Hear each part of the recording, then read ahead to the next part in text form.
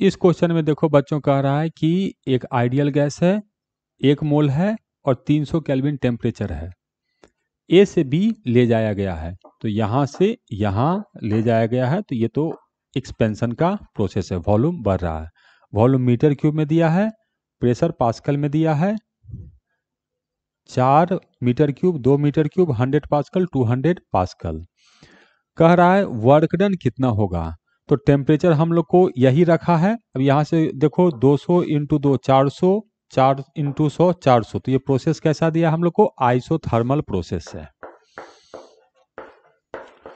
तो process isothermal है और हमसे जानना चाह रहा है work done by the system, यानी work done by the gas. Isothermal system में वर्क डन का फॉर्मूला होता है nRT ln V2 by V1। Formula में पुट कर देते हैं, जो आएगा वही हम लोग को आंसर है। और round off to the nearest integer का है, मतलब कुछ उसमें इंटीजर और फिल इन द ब्लैंक करना है, तो हम लोग को अप्रोक्सीमेशन नहीं लेना है, वो साइड लिख के गुना भाग करो, तो 1 इंटू 8.3 हो जाएगा।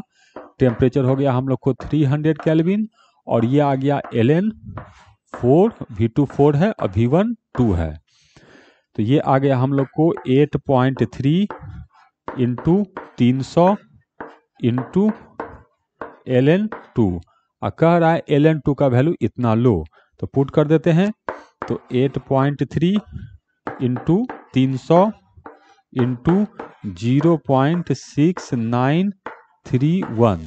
अब देखते हैं यहाँ पे जो आएगा वो हम लोग को आंसर में लिखना है। तो ये है हम लोग को 8.3 है, गुना किए इसको 300 से, फिर गुना किए इसको 0.6931, तो ये आ रहा है हम लोग को 1725.8, इतना जूल आ रहा है। तो ई एगो नौटंकी देखो 10 का पावर -1 कर दिया है, तो 10 का पावर -1 में लिखेंगे तो ये आएगा हम लोग को 17258 इंटू 10 का पावर -1 जूल।